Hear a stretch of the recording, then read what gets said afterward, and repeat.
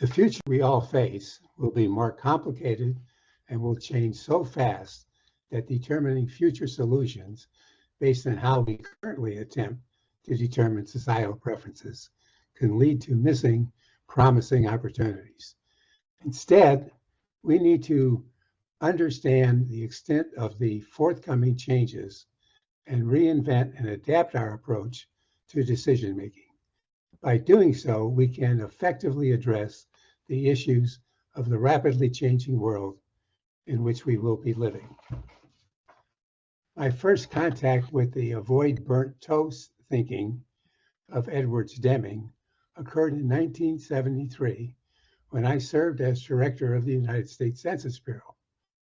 The Bureau had traditionally built a backup system in anticipation that in each step of the process, something could go wrong. My support for the approach was changed when, during a discussion of the subject, one of our senior members commented that if Deming were still at the Bureau, he would describe our approach of ensuring quality by developing elaborate backup systems with the very compelling metaphor, you burn the toast and I'll scrape it. However, it wasn't until I gained a better understanding of his concept of profound knowledge and combined that with what I had learned during my 30 consulting engagements with Russ Akoff and Peter Drucker that I came to more fully understand and appreciate the value of his thinking. What I appreciated most was the fact that he railed against decision makers and those providing them with information who blindly asserted opinion as fact out of convenience or ignorance. Instead, he challenged all involved to test their opinions, theories and hypotheses, hunches and beliefs against reality to truly understand what is going on and to learn what is necessary to improve the situation. What became clear to me is the need to improve the manner in which knowledge is collected, examined, and presented based on a wide range of learning experiences that occurred during my career. Those experiences have led me to focus on how an enterprise should develop a process that can be effectively used to create an improved decision-making process from which learning can take place. The essence of the knowledge use is clearly stated in the quote from Russ Akoff's colleague C. West Churchman, whose thinking was also often recognized and appreciated by Deming. Knowledge resides in the user and not in the collection. It's how the user reacts to the collection that matters.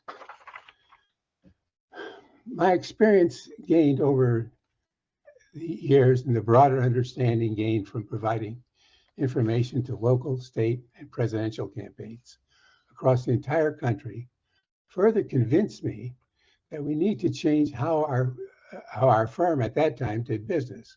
We needed to direct our attention and resources to make sure the emphasis on our activity was to engage eventual decision makers in a manner that allowed both of us to gain a sense of what knowledge is needed to be acquired and what the acquired knowledge meant and how it could be used effectively. That experience and many others led me to develop an involving approach to decision making.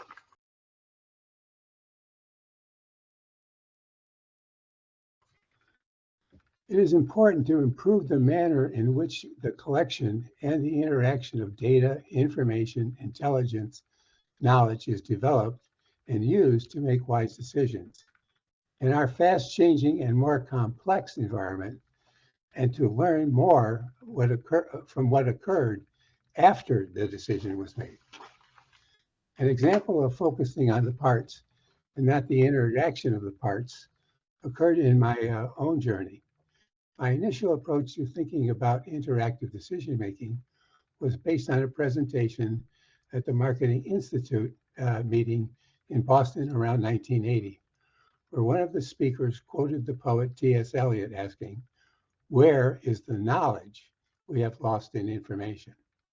I looked up the poem, The Rock, and found that Eliot preceded that question with another, "Where is the wisdom we have lost in knowledge?"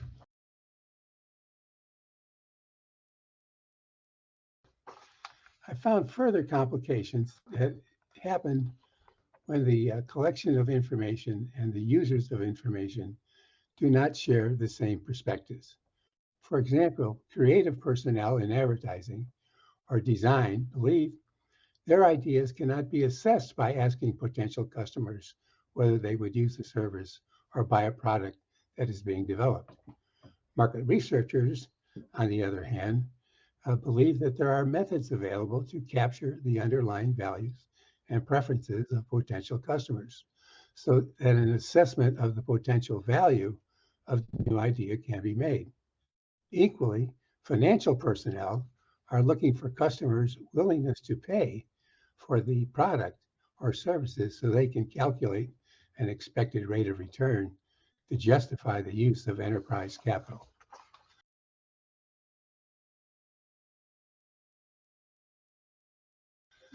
Faced with these complications, it became uncomfortable with the studying of the parts of the decision hierarchy that I had portrayed in a refinery metaphor that transform raw data into wise decisions. Jerry Zaltman, now a marketing professor emeritus at the Harvard Business School, explained my discomfort when he introduced me to knowledge disavowal. Knowledge disavowal refers to the avoidance of knowing knowledge in order to maintain the status quo or to avoid a difficult choice or threatening situation. It does not include the avoidance of information for reasons related to its perceived lack of relevance, timeliness, expected utility, or the cost of acquiring it. Knowledge disavowal is as systematic and pervasive as pro-knowledge phenomena and is found in all settings. An example of knowledge disavowal is when Kodak management in 1980 accepted the solid evidence that their silver halide chemistry was likely to be replaced in 10 years by digital technologies. The knowledge disavowal took place, and their selective decision based on strongly held beliefs to use digital technology to enhance silver halide technology rather than adopting a straightforward plan to replace it with digital technology. In the case of knowledge, this case of knowledge disavowal to be extremely damaging.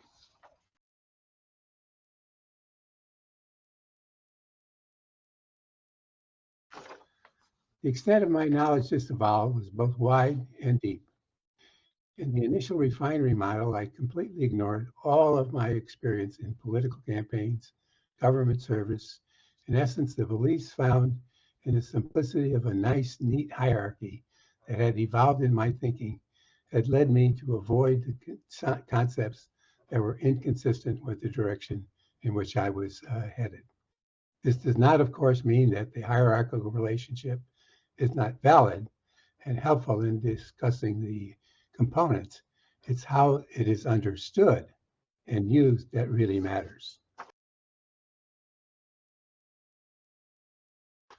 Today, both analysis and a method of studying the nature of something or determining its essential features, and synthesis, understanding the composition of parts of elements so as to form a whole, are necessary. But synthesis becomes more important as we face an increasingly unpredictable future. Each part of the enterprise must rely on and interact with the rest of the parts of the enterprise if it is to succeed. Today, problems are best solved not by breaking them into functional bits, but by carrying them into the next larger system and solving them through the integrative mechanisms.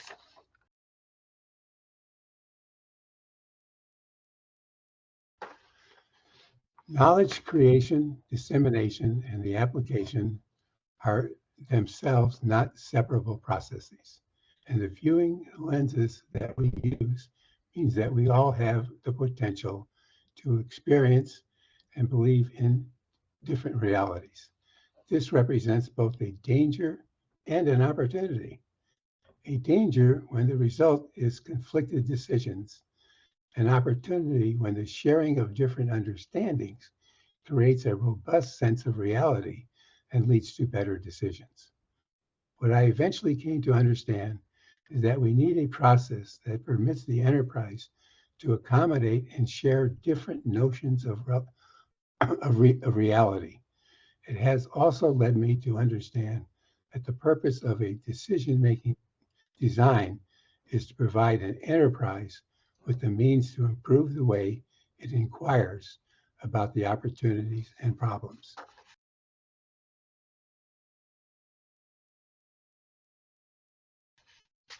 Today, both the analysis and synthesis are necessary, but synthesis becomes more important as we face an increasingly unpredictable future.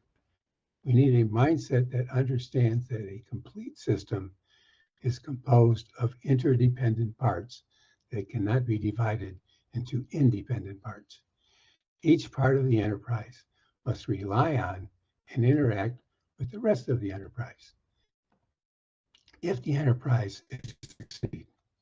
Today, problems are best solved not by breaking them into functional bits, but by carrying them into a next larger system and solving them through integrative mechanisms.